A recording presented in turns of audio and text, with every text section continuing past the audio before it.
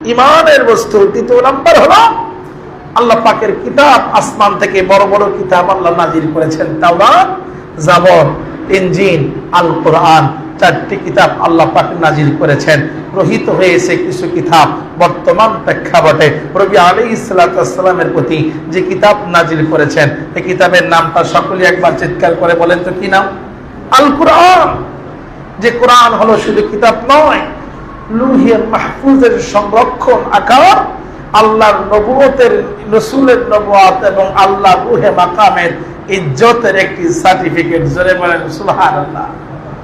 নবী আলাইহিস সালাতু ওয়াস সালামকে মোকামতনে প্রায় 22,000 মুজিজা আল্লাহ দান করেছিলেন। জবান খুলে বলেন কত হাজার মুজিজা? 22,000। এই সম্পর্কে আপনাদেরকে বিস্তারিত আলোচনা ইতিমধ্যে হয়তো না শুনেছি। কিন্তু দুনিয়ার নবী নাই, নবীদের মুজিজা বন্ধ হয়ে গেছে। কিয়ামত পর্যন্ত একটা জিন্দা মুজিজা, এটার নাম হলাল মুজিজ কুরআনুল কালামুল্লাহ। জোরে বলেন সুবহানাল্লাহ। কিয়ামত পর্যন্ত রাসূল বলেন, কেউ যদি আমার জিন্দা মুজিজা আল্লাহর কোরআন, জান্নাত দেখবার চায়, আল্লাহকে বুঝতে চায়, আল্লাহ ওয়ালা হতে চায়, সেজন্য কোরআনের সাথে সম্পর্ক রাখে। জোরে বলেন সুবহানাল্লাহ। পিয়াজির জান্নাত আল্লাহ পাক কখন কাকে দান করবেন? বাদশাহ হারুন আর রশিদ আল্লাহর একজন বিশাল ওলি। জিনার জামানার এক পাগল, নাম হলো বাহালুল পাগল। জোরে বলেন সুবহানাল্লাহ। জান্নাতে পাগলদের সর্দার, কামিওয়ালা জান্নাত, যার ওলিদার নিসামের কথাই বলেছেন। বাহালুল আল্লাহর এত প্রিয়, আল্লাহর এত কাছের, যার জন্য রব দুনিয়াতে তিনি রাস্তায় দৌড়াইতো আর ফেরেশতারা তার পিছনে জান্নাত নিয়ে দৌড়াইতো। সুবহানাল্লাহ। আরো জোরে বললেন না আল্লাহু আকবার। বাদশাহ হারুন আর রশিদ তার কলিজার টুকরা স্ত্রী রানী জুবাইদারে নিয়ে একদিন পাহাড় পর্বত এলাকা দিয়ে পার হয়ে বিশাল সমুদ্রের মাঝখান দিয়ে, যেমন কক্সবাজার রিল্যাক্সের জন্য যান, বাদশাহ ওনার পুরা কাফেলা নিয়ে গেছে। বাদশাহকে নিয়ে মাগরিবের আগ মুহূর্ত হবে এমন সময় হাঁটতেছে। তার কলিজার টুকরা বিবি জুবাইদা একসাথে আছে, দুইজন হাত তুলে যাচ্ছেন। দেখে বাহালুল দেখে আসছে, সেই ওখান থেকে প্রায় 700 কিলোমিটার দূরে।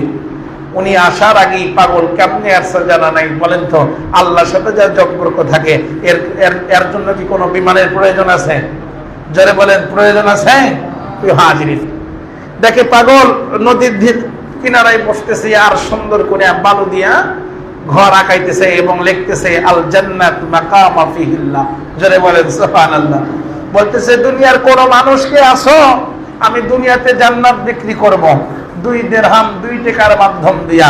কেউ যদি পারো জান্নাতের 2 টাকা দাও আর আল্লাহর জান্নাত কিনে নিয়ে যাও। সুবহানাল্লাহ বলেন। মুসলমান বন্ধুরা আমার, গভীর মনোযোগ দিয়ে আমার কথাগুলো বোঝার চেষ্টা করেন। রবের জান্নাত, ইন্নাল্লাযীনা আমানু ওয়া আমিলুস সালিহাতি কানাত লাহুম জান্নাতুল ফিরদাউসি নুজুলা।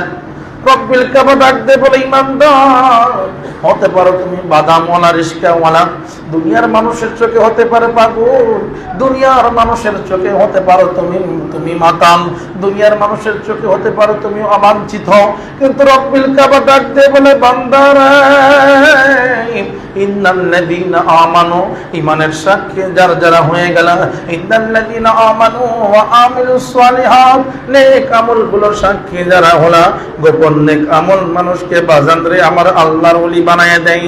পোশাক আল্লাহর ওলি বানাই না, জুব্বা আল্লাহর ওলি বানাই না, টুপি আল্লাহর ওলি বানাই না। কোন ব্যক্তি যদি বাদামওয়ালা, রিস্কাওয়ালা, মুসলমান বন্ধুরি আমার, ইমানের গুণে যদি গুণান্বিত হয়, ইমানের যদি গুণে গুণান্বিত হয়, এই লোক দুনিয়ার বুকে আসমানে নিচে আল্লাহর কাছে সব চাইতে দামি হয়ে যায়। জোরে বলেন সুবহানাল্লাহ। বাদশাহ হারুন আর রশিদ ডাক দিয়ে বলে, পাগল বাহালুল রে, দুনিয়ার মানুষ তোরে বলে পাগল, এতদিন বিশ্বাস করি নাই বাহালুল, বিশ্বাস করি নাই, রাস্তা আমার ঠেকাইয়া রানী এবং আমারে, ও বাহালুল রে, দুনিয়াতে চিল্লাইয়া বলতেছো 2 টাকার মাধ্যম দিয়া জান্নাত কিনে নাও। এই দুনিয়ার পাগল, দুনিয়া থেকে জান্নাত বিক্রি করার জন্য আল্লাহ রেখে তোর জামিনদার দিছি।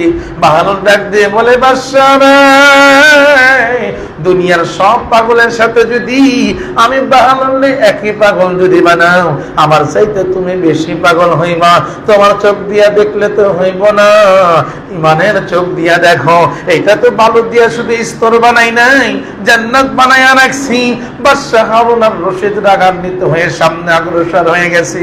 রানী জুবাইদা ডাক দিয়ে বলে, বাহালুল রে, 2টা টাকা নাও, জান্নাতের টিকিটটা আমার হাতে দিয়ে দাও। জোরে বলেন আল্লাহু আকবার। মুসলমান বন্ধুরা, আমার লম্বা ঘটনা।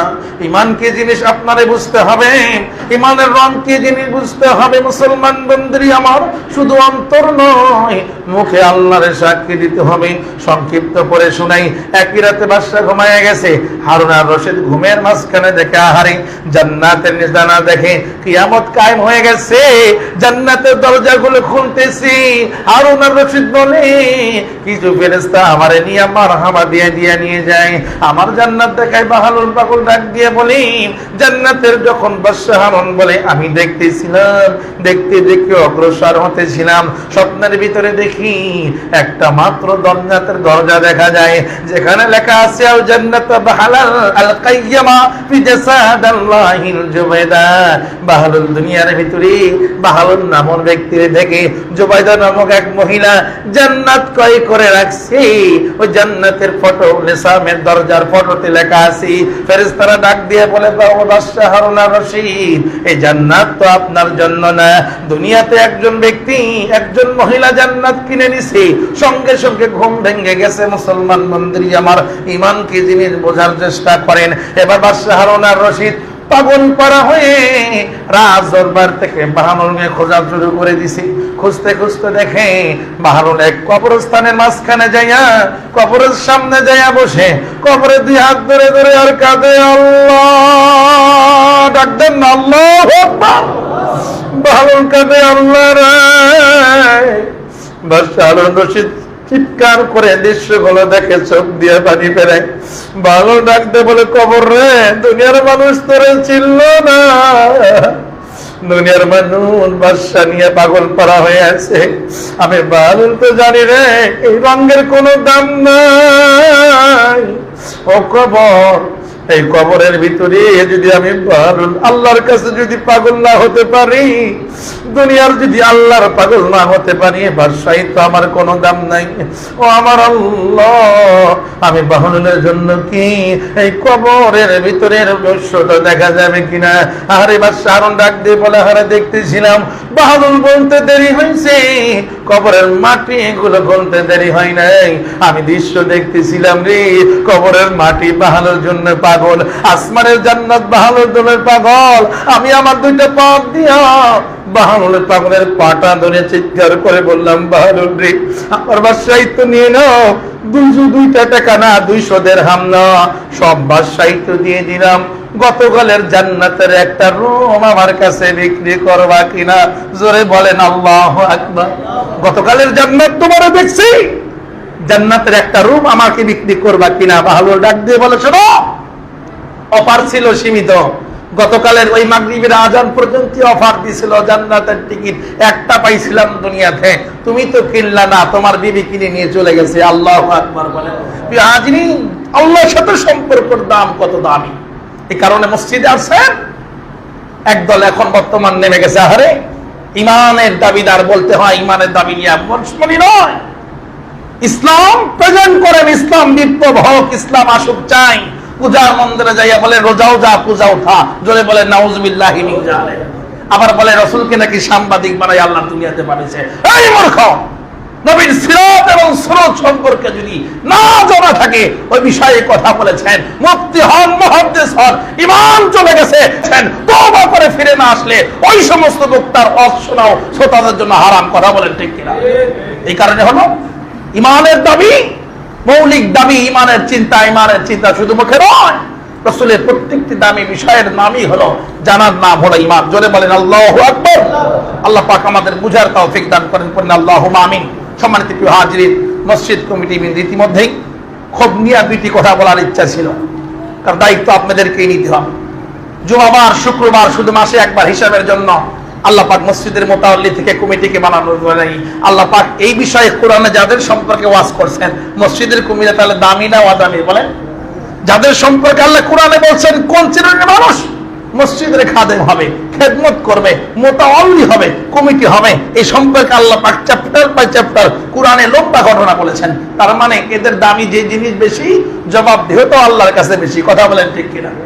আজকে 15 মিনিট আমার লস করলেন। 15টা মিনিটের ভিতরে আমি আপনাদেরকে আর একটা সাবজেক্ট শুনাতে পারতাম, আমার এই সময়টা লস করে দিয়েছেন। আল্লাহ না করুক এই সময়ের হিসাব কি আপনাকে দিতে হবে না? যারা বলেন দিতে হবে কি হবে না? আমার মুয়াজ্জিন ভাইকে আমি বলবো, ভাই আপনাকে এই জিম্মার দায়িত্ব আপনাকেও নিতে হবে। আপনার দায়িত্ব শুধু 5 ওয়াক্ত আযান নয়, মসজিদের পুরো বিষয় দায়িত্ব আপনাকে গ্রহণ করতে হবে। জুমাবার একটি মুসলমানদের জন্য ঈদের দিন। কথা বলেন কিসের দিন? জোরে বলতে হবে কিসের দিন? যে হুজুর আসবেন এই মসজিদের এই আযান দিয়ে গান গাওয়ার জন্য আসবেন না, কোরআন শোনার জন্য আসবেন, খুতবা শোনার জন্য আসবেন। 5-10 মিনিট আগে মাইকে ফু দিয়া এই মাইক সিস্টেম ঠিক আছে কিনা, মসজিদের রেসাম ঠিক আছে কিনা, এই খেদমত হলো রাসূলের নবুওয়াতের খেদমত। এই কারণে আমি কমিটি বিন্দুতে দৃষ্টি আকর্ষণ করব, আপনাদের দায়িত্ব জিম্মাদার, চেন অফ কমান্ড, শক্ত শৃঙ্খল, ইসলামের জন্য জীবনের সর্বোচ্চ দিয়া মসজিদকে সাজানোর জন্য ত্যাগ করেন। পারেন না বহিষ্কার হয়ে মুসল্লি হন, মসজিদের কমিটি হওয়ার স্পর্ধা দেখাবেন না। কথা বলেন ঠিক কিনা? আল্লাহ পাক আমাদের বুঝার মতো তৌফিক দান করেন। আমালাইনা ইল্লাল বালাগ। যারা আমরা সুন্নাত পড়ি না, মেহেরবানি করে সুন্নাত পড়ে নেবেন।